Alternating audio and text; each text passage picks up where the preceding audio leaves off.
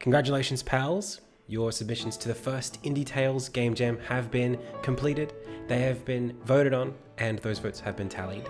Now, it's time to announce the winners. So I've decided, in the spirit of celebrating great games, to award titles to games which achieved the top score in each category, as well as a Player's Choice Award for the highest average rating overall, and a Judge's Choice, my personal favourite.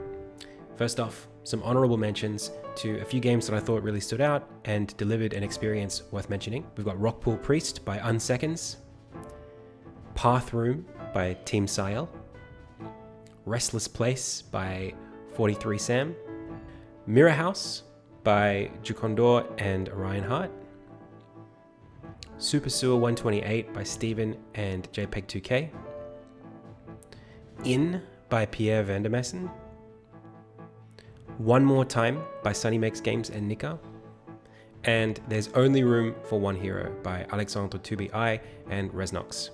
And now for our first category winner for technical excellence, it's One Room Factory. Congratulations!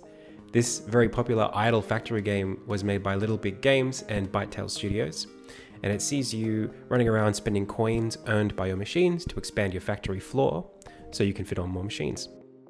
With some nice incremental progression mechanics, players loved the depth of this game and its clever take on the theme. Definitely deserving a top spot in the jam. Next up, our category winner for immersion through storytelling and gameplay, it's Brandon's Apartment. Congratulations! With off-the-wall humor and artfully edited graphics, this entry by Samonella Miller delivers an inspiring point-and-click adventure in a bite-sized package, harkening to the days of early internet web games found on eBombs World and Albino Black Sheep. Players love the classic internet vibes wafting out of Brandon's Apartment. Definitely worth a playthrough. Next up is our winner for theme relevance, and in fact this is also the Player's Choice winner. It's Umbrella Room. Made by Gousen and Geldo Ronie, this 3D point-and-click title mixes up the escape room formula with interdimensional inventory management. Traverse color-coded portals to travel into different instances of your bedroom, but be careful, what you bring with you may not be what you left with. Players love the twist on the theme and the quizzical level design. Now for our final category winner in aesthetic flair and also judge's choice, we have Pseudo Summon by ElderGib and Dechro. This bullet hell boss fight delivers an incredible level of presentation polish for a weekend jam game. Dodge colourful and varied magical spells cast by a malevolent wizard while pummeling him with return fire to earn your freedom. I thought this game's animation, environment design, particles, effects, and even music were all release quality in my playthrough. I can't express how impressive this game is for a single weekend, so you'll have to play it yourself. Beware, it's no walk in the park.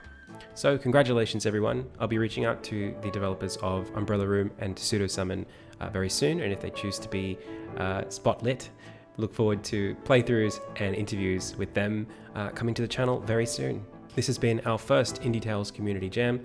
Thank you so much to everyone who participated, and I'll see you very soon for more content. Thanks so much. Thanks for watching, and thanks most especially to the patrons and Twitch subs who support this channel and my game dev project Insignia. To find out more, click the links in the description below. And if you like this video, tell YouTube by clicking the like button, and then YouTube will tell me, and then I'll make more videos. That's nice. Thanks again, and until next time.